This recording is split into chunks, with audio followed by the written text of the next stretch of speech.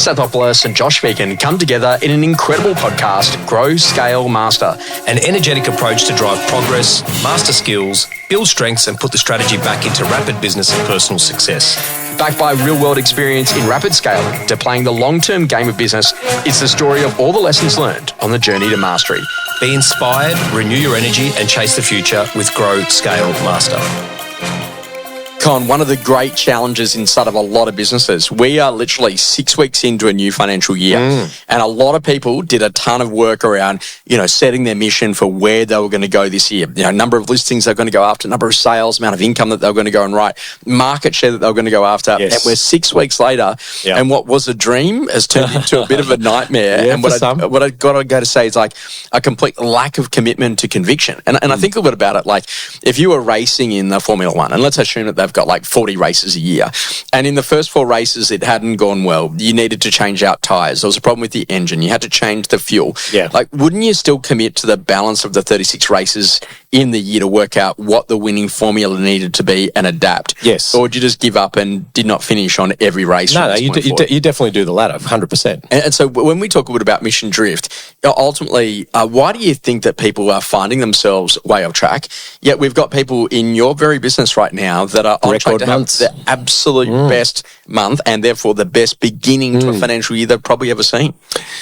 It's a good question. I think right now I'm seeing two sides of the fence here with agents and the psyche. So the first one is definitely skill gaps. Yeah. Which then, they thought that they could probably, kind of navigate these conditions with the skills that they've got, but now they're kind of getting exposed and they really haven't learnt great buyer work or vendor management or even listing and pricing. Yeah. The second one, which I think is the biggest one, is mindset. Yeah, sure. And I think it's a psychological war that you've got to win between your ears. And I think I'm seeing the best agents walk into this and embracing it, saying, I get it. All these things are completely out of my control, but what's in my control is X, Y, and Z. And so I think some agents potentially thought that this was a little bit of a road bump, and therefore had high expectations on themselves. Yeah. I tell you what, we've got an agent in our business, it actually reminds me, and I won't say he or she because I'll probably be listening, but they had expectations of X to achieve, daily, weekly, monthly, quarterly. We've just gone and said, hey, let's reimagine this. Let's take away the GCI. Let's take away the calls, connects, BAPs, maps and laps. Let's just work on conversations. Let's work on quality to be able to work out motivation on both sides of the fence, and let's have that as a metric. Another one of our agents, they're very good on calls, connects, BAPs, maps, laps, etc. And we just said, hey, nothing else matters except price adjustments. That's the measurement that we're going to have. So I think sometimes we've made the road too laborious for us, and because we're already off track, we've already written off the year, even though we're only 5 or 6 weeks into the year. And I think that ultimately, you can feel good because you got 5 opens this weekend, but 4 of them have been on market for 9 weeks. Spot on. And so therefore, Correct. Literally, so if you're not listing consistently, and it's fine to say, everything will come on in spring, but you know what the foundational thing is that literally you got to be listing every week. Oh, mate. And if you're worried about, if you're thinking about spring, there'll be more stock. How about the 4 or 5 listings that you've got right now? Yes. What's going to happen to those? And making them more sellable. Exactly. So when you think about that mission drift, I think it's like maybe you haven't looked at all the numbers. And so there's just a particular number and you've managed your business by that. I have 5 opens every Saturday. Yeah. And that worked really well whilst everything was selling under 28 days. That's right. But if you're not in a position that you're actually doing that, and we're seeing maybe a number of agents, for example, they're going to auction, but they're not putting a date on it. Yep. So there's no pressure on the buyer. Correct. There's no pressure on the seller. And even worse, there's no auctioneer even booked in. And then they just pull, even though we actually haven't got any of that tension on the buyer and tension for the seller to realise a great market or they're pulling auctions. I mean, in our market, in the Northwest District, 70% of auctions have been kind of withdrawn, or they're not even running the auction campaign because agents don't believe in the process. And that's the thing, is that, when you're drifting, you can lose control very, very quickly. And I think it's a psychological impact on, it's week 9, I'm at a 2-bedroom unit on the train tracks and I've seen 3 buyers. Okay, so how do we actually get it saleable? What are the metrics? What conversations do we need to have? How do you relaunch? What's a relaunch campaign look like? How do we actually talk about, maybe it is process, auction versus private treaty or an expression of interest or whatever it might be. This is where we've got to really start focusing on detail. And I'd say to you, literally, it's the longer term view because like, you meet some of the new generation and they're using new terms, which I'm learning, which is like, Josh, 2026 is cooked. Oh, no, it's not. I'm just like, what are you talking about? Because, I've never thought like that. But, the foundational idea is that literally, how do I improve and make this week better than last week? How do I make this week better than the same week last year? What can I do to make sure that my business turns 2026 is the greatest opportunity for real estate agents to be able to have the biggest impact in their markets and market share, and to build robust businesses that have longevity. I'm telling you, this is one of the best years we could possibly have. Which is about that whole idea about having brutal honesty on where you're at right now. Yes. So what's working for you? What's not working for you? Where are there literally red lights or green lights on the inside of your business? So if you go back to the Tesla production floor, and Elon Musk went out there, and when he was building the Model 3, the story in his book was he'd go everywhere where the cars were banking up in the production. He'd put a red light and say there's something not right here, and he'd work out what to do in order to be able to get that section of the workflow moving faster, like not install brakes. And then naturally, but then interestingly enough, what ended up happening is that they got themselves to this position. Green light. Then they're able to just get green lights and to be able to get the production time to something ridiculous of producing the 3. Now, I go to think a little bit about that. Where are the red lights in your business and where's the green? So the red light is I'm not prospecting well, or maybe I've got sellers hesitating. I've got this big pipeline. Yes, I can't get in the market. Signed agency agreements are really, actually beyond signed agency agreements, launched on REA domain. That's a really important foundational idea. Yes. So when you start thinking about what it is that you're doing, you got to be in this whole idea is that now more than ever before, you got to have unrivaled levels of optimism about the future, that in this market I can be wildly successful, but I'm going to have to focus more on sales process. Absolutely. More on buyer work. Absolutely. And more on face-to-face vendor meetings. 100%. Just do that. For those that are listening, whatever minute this is, go back and play that back. Yes. That is exactly right. You nail process. Outstanding buyer work, great vendor management, getting properties to market. Yes. You win. So ultimately, you got to expect some level of adversity. Yeah. And I think that some agents are in a position that they're there for the good times, but all of a sudden when the good times are not rolling, then they're kind of out straight away. Why is it important for people to think that literally you got to be prepared to have some more of the difficult conversations, some more of the stuff that literally doesn't always feel like happy, joy? Why is that important? Well, first of all, it builds up your mental bank account of resilience. Yes. Secondly, I'm a big believer that we shouldn't label conversations as difficult or challenging. Yes. They're just conversations. Yeah. They become difficult and challenging when you've gone MIA. And I think the thing about it is that there's lots of different ways to soften it. Jefferson Fisher's got a great way of doing it. We just says, hey, look, Con, I'm going to tell you this because I know you can handle it. Yeah. Yeah, great, yeah. And then the second one, hey, Con, today's not the easiest conversation, but this is what happened and this is what we can do. Or, Josh, good news, we got an offer. Yep. It's not where you want it to be, but we got one. But, Con, I got to tell you right now, there are 3 things that we could do. We could do A, we could do B. Maybe there's a third option they're not seeing. What are your thoughts? Yeah. Or how we position information to say, Con, tonight we need to meet because there's been a development on the property. But you are in a unique position because I have 100 other sellers at our Parramatta office that would love to be in the position that you're in tonight, and that's you've actually got an offer to consider. But Josh, this is exactly where process works. So it's the set to sell meeting. If you're not doing the set to sell meeting after you've listed the property, about the rules of engagement, what does it look like? How do I communicate? What style do you want to be communicated in?